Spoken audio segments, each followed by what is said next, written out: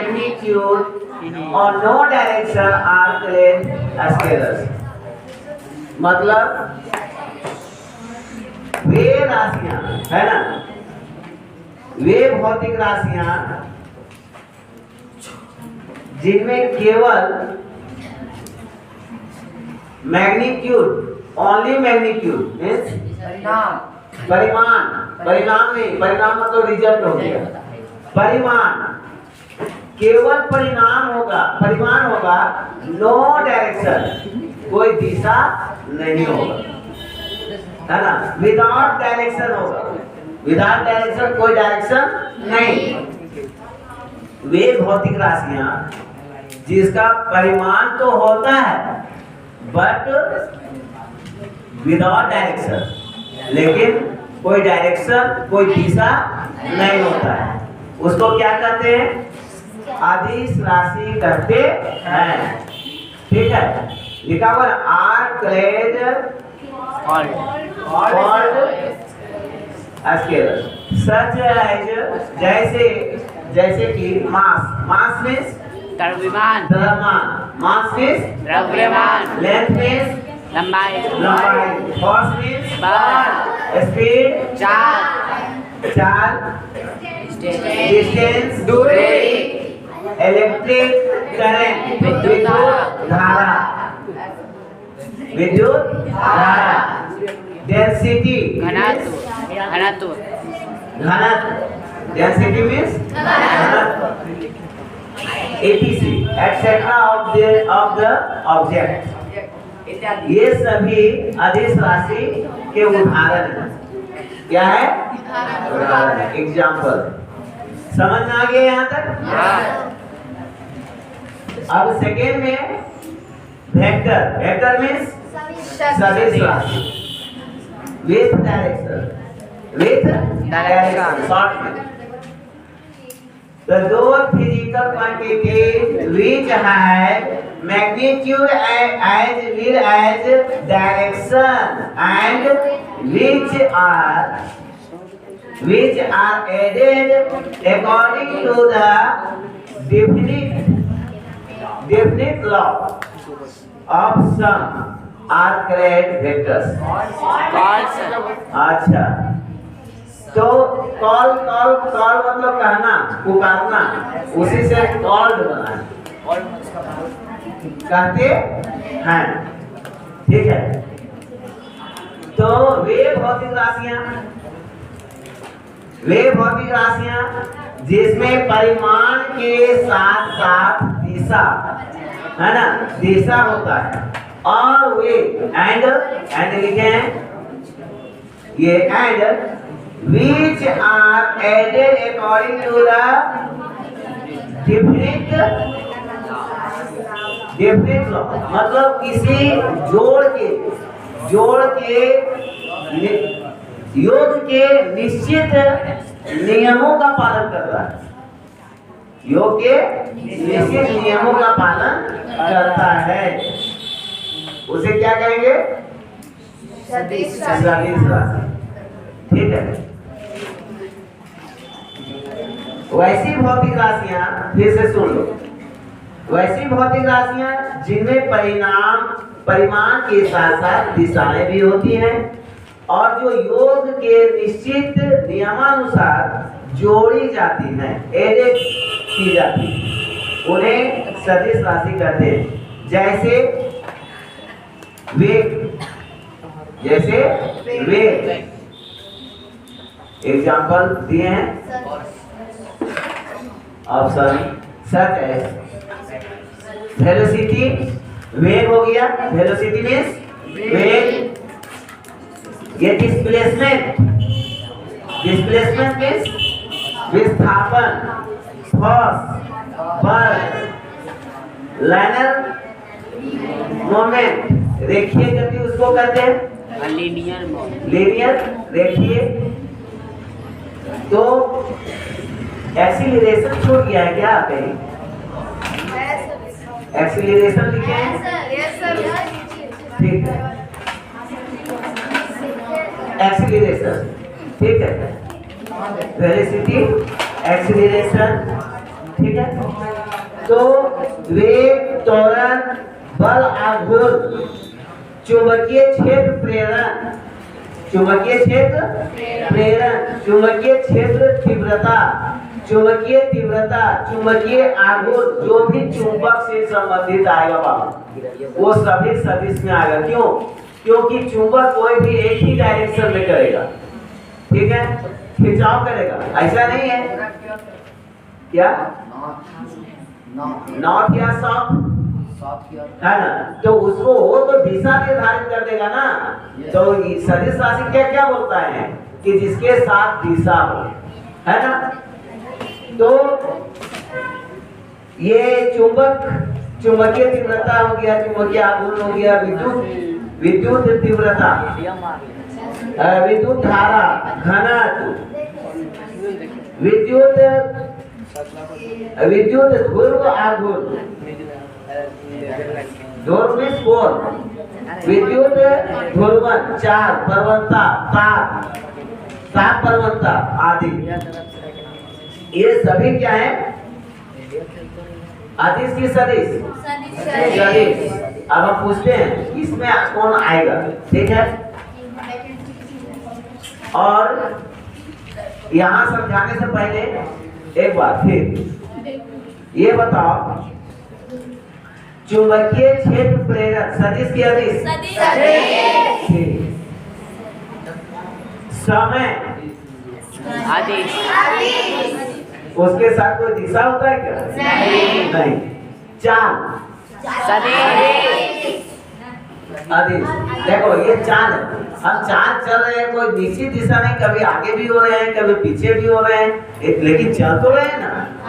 लेकिन यही कहे वेग, तब वेग जैसे हम गोली छोड़ रहे हैं, है ना, तो एक निश्चित दिशा में जाएगा, तो वो क्या हो गया? सदिश। लेकिन चाल कोई जरूरी नहीं है कि वो सदिश होगा, मतलब दिशा एक ही दिशा में हो सकता है, आगे हो सकता है, पीछे, बाएं, दाएं, कुछ भी हो सकता है ना जी। इसीलिए और बताओ, चाल प्रवणता किसमें आएगा? सदिश आदिश। देखो अधिकता, जैसे विद्युत धारा, अब कहेंगे घनत्व, घनत्व को क्या कहते हैं? डेंसिटी। तो डेंसिटी क्या है? आदेश अदिश। घनत्व का कोई दिशा, मान लो थोड़ा सा हम दिखाते हैं, है हुए हो, ये पूरा रूम में फैल जाएगी, तो बोलो डेंसिटी घटेगा कि बढ़ेगा? गलत बात, डेंसिटी कम नहीं हो जाएगा जी, पूरा रूम में फैल जाएगा। तो देखो उधर पीछे खाली है, बाएं दाएं खाली है ना, तो फैल जाएगा, तो दूर दूर में चला जाएगा, तो डेंसिटी बढ़ेगा कि घटेगा? और सट के बैठ जाएगा और भी, तब क्या कहते हैं? एकांत क्षेत्र पर लगने वाले बल को क्या कहते हैं? ताप घनत्व। नो उसमें तो प्रेशर हो गया, है ना।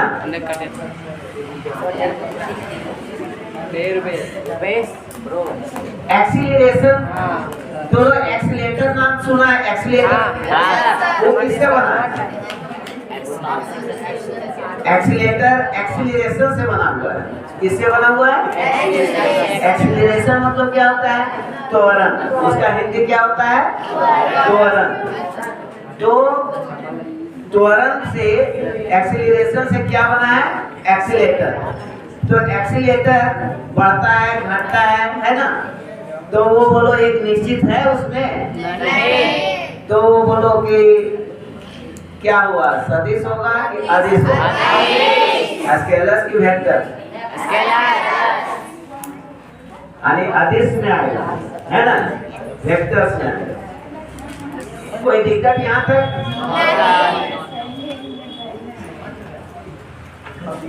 कोई वर्ड जैसे वॉल्यूम, है ना, वॉल्यूम मीन्स क्या होता है? आयतन। वॉल्यूम मीन्स जैसे बॉक्स बढ़ जाए, इसका वॉल्यूम बढ़ा दो, मतलब उसका आयतन बढ़ा दो, है ना। वॉल्यूम मीन्स आयतन, और डेंसिटी मीन्स घनत्व। तो घनत्व क्या है? घना और विरल, घना और विरल से संबंधित है ना।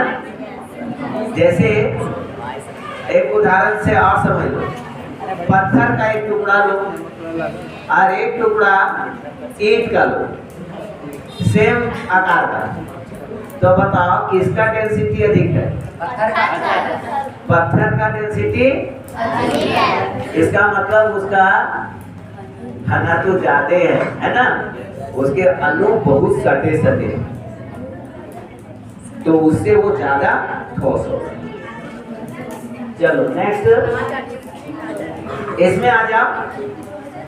हाँ, यूनिट ऑफ मेजरमेंट, किसी राशि के माप के निर्देश मानक को मात्रक कहते हैं। किसी राशि के मापन के लिए, किसके लिए? मापन के लिए। अरे कल्पना करो कि मापन न हो, मापन का कोई इकाई नहीं हो, मापन का कोई मात्रक नहीं हो, तब क्या होगा? बेईमानी। तब ये दुनिया चलेगा, झगड़ा का घर हो जाएगा। क्या हो जाएगा? अभी जैसे 1 किलो, मान लो 1 किलो कोई भी चीज चीनी खरीद के लाई, तो 1 किलो चीनी तुम्हारी सहेली दूसरे दुकान से लाई और तुम तीसरे दुकान से लाई, तो चीनी का वजन बराबर रहेगा कि अधिक कम बेसी होगा? कम बेसी होगा।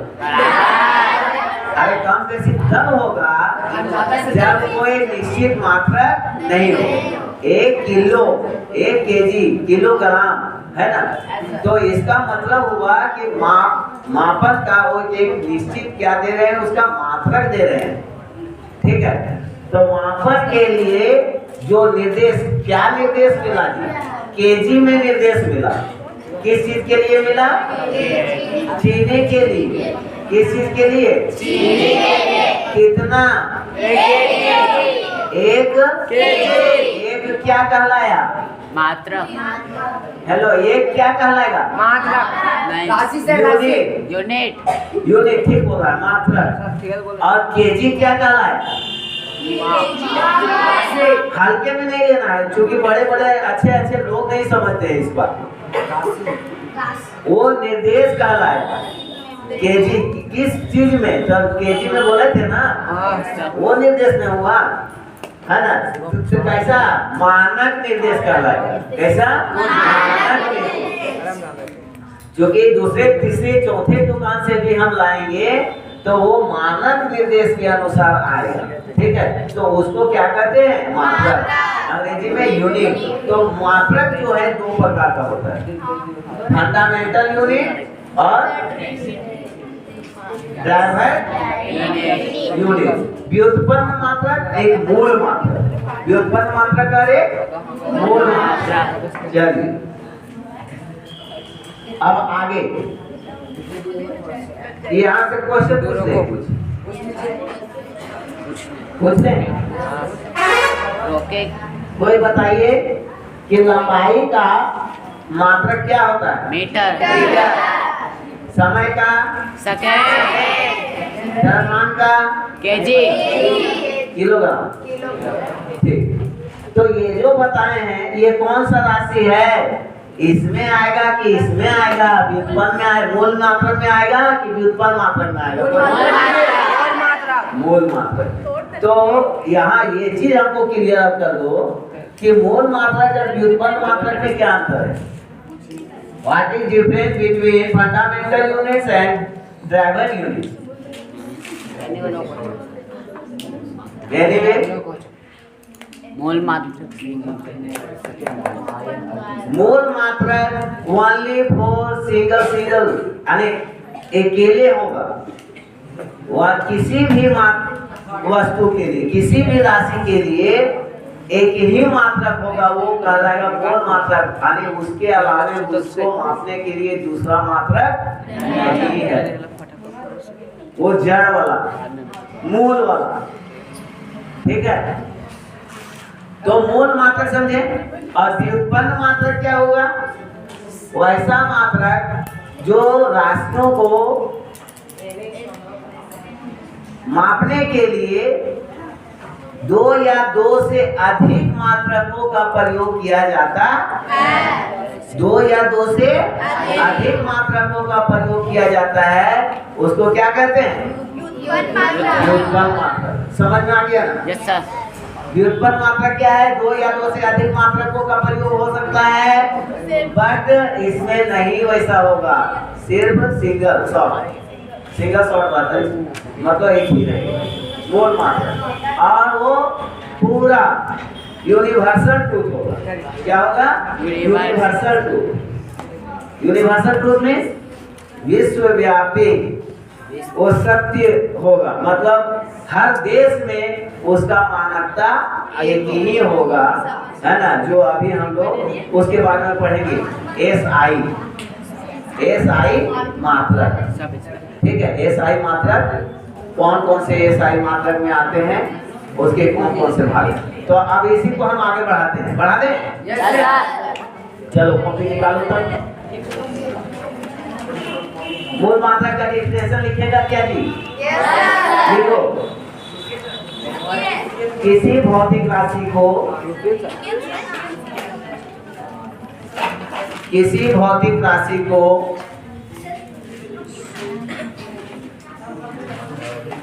व्यक्त करने के लिए किसी भौतिक राशि को स्पीड में लिखो। किसी भौतिक राशि को व्यक्त करने के लिए कुछ ऐसे मानकों का प्रयोग किया जाता है। कहाँ थी? किसी भौतिक राशि को व्यक्त करने के लिए कुछ ऐसे मानकों का प्रयोग किया जाता है। इतना धीरे बोल रहे हैं, 3 बार बोलिए। किसी भौतिक राशि को व्यक्त करने के लिए लिखिए। कलम रोक के रखिए कि कैसे होगा। कुछ ऐसे मानकों का प्रयोग किया जाता है जो अन्य मानकों से स्वतंत्र होते हैं। जो अन्य मानकों से स्वतंत्र होते हैं उन्हें मात्रक कहते हैं।